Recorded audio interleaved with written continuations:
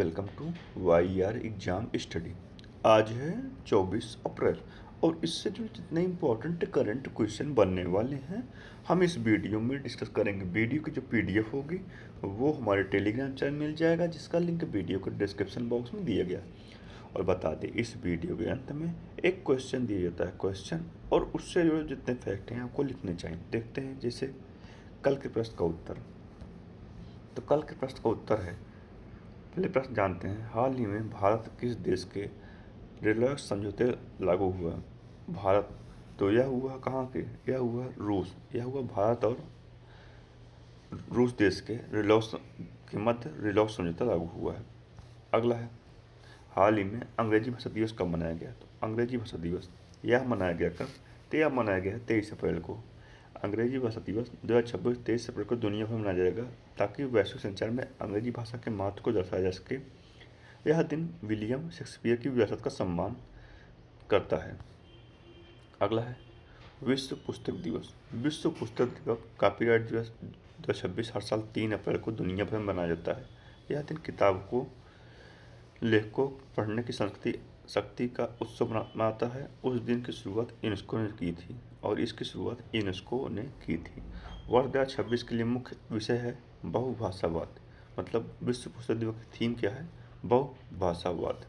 अगला है, हाल ही में कहाँ जून में विश्व पैरा एथलेटिक चैंपियनशिप 2027 का आयोजन किया जाएगा? तो कहाँ किया जाएगा? यह किया जाएगा कहाँ? ताशकंद में। ताशकंद ये कहाँ स्थित है आपको कमेंट में देना है, ठीक है। ताशकंद कहाँ स्थित है आपको ये कमेंट में बताना है। तो विश्व पैरा एथलेटिक की ने घोषणा की है कि ताशकंद 2023 विश्व पैरा एथलेटिक चैंपियनशिप की मेजबानी करेगा। यह इवेंट जून 2027 में होने वाला है। यह पहली बार होगा जब मध्य एशिया इस प्रतिष्ठित इवेंट की मेजबानी करेगा। अगला है, हाल ही में भारत सरकार ने वंदे मातरम के कितने वर्ष पूरे होने के उपलक्ष्य में वीएस फ्रेम्स प्रतियोगिता शुरू की है? तो वंदे मातरम कितने वर्ष पूरे हुए हैं? यह पूरा हुआ 150 वर्ष। भारत सरकार ने, सांस्कृतिक मंत्रालय ने वंदे मातरम के 150 वर्ष पूरे होने के अवसर पर वीएम फ्रेम्स राष्ट्रीय फिल्म निर्माण प्रतियोगिता शुरू की है। अगला है, हाल ही में भारतीय पुरातत्व सर्वेक्षण ने कहाँ स्थित कोणार्क सूर्य मंदिर में एक महत्वपूर्ण संरक्षण अभियान शुरू किया? तो कहाँ शुरू किया है? यह किया उड़ीसा में।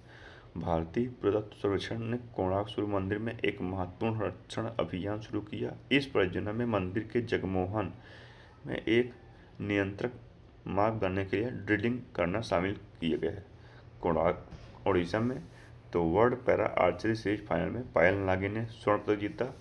भारत की पहली स्वदेशी कोयला से अमोनियम नाइट्रेट बनी परियोजना उड़ीसा में स्थापित की गई।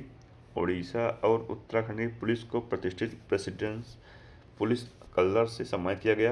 वर्ल्ड इंडोर एथलेटिक्स चैंपियनशिप 2028 का आयोजन भुवनेश्वर में किया जाएगा। कुसुमपुर को उड़ीसा का पहला स्मार्ट गांव बनाने की घोषणा की गई। पंचदोल मिलन यात्रा उड़ीसा में आयोजित की गई।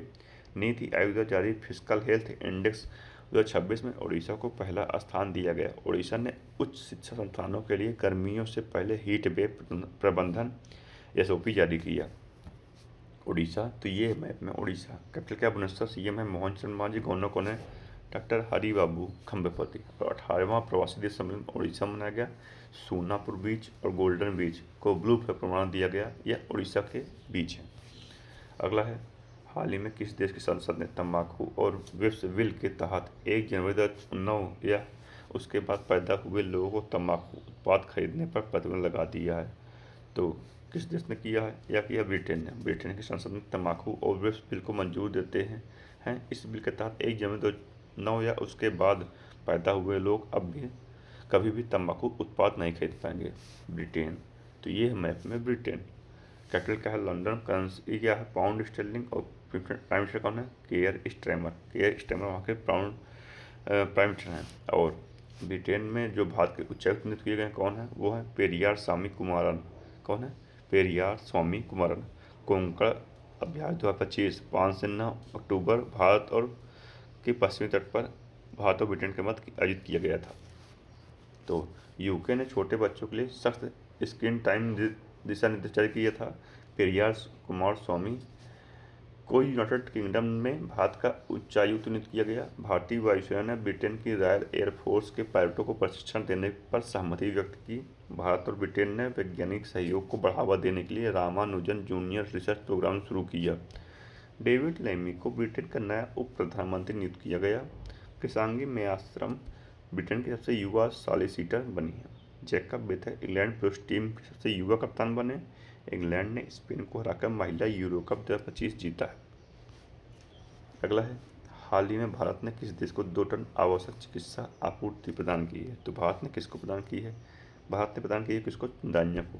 21 अप्रैल 2026 को द्विपक्षीय स्वास्थ्य देखभाल सहयोग के आगे बढ़ाने के लिए भारत ने तंजानिया को एक अस्पताल को 2 टन आवश्यक चिकित्सा आपूर्ति प्रदान की है। तंजानिया, तो ये मैप में तंजानिया एक अफ्रीका कंटिनेंट का देश है।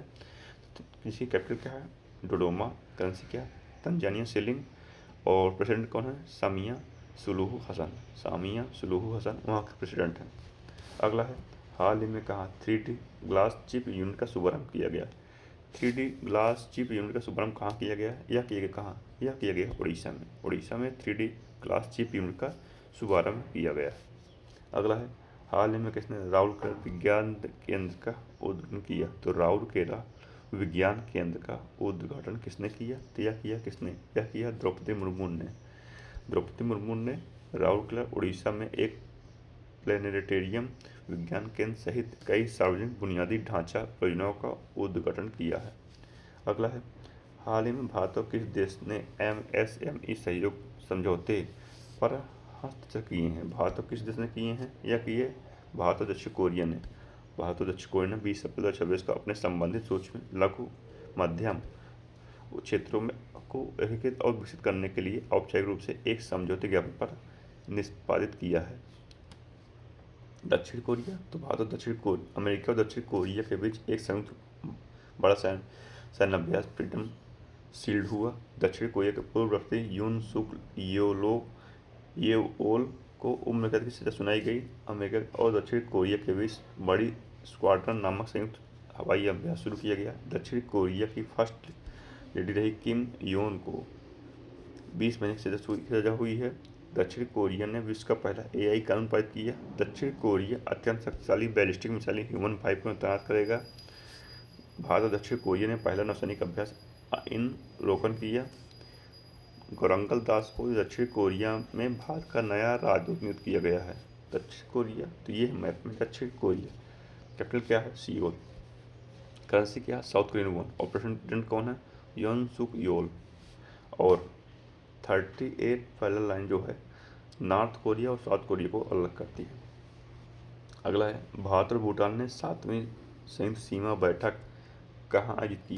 तो भारत और भूटान ने कहाँ की है? यह की है कहाँ? यह की है मुन्नार।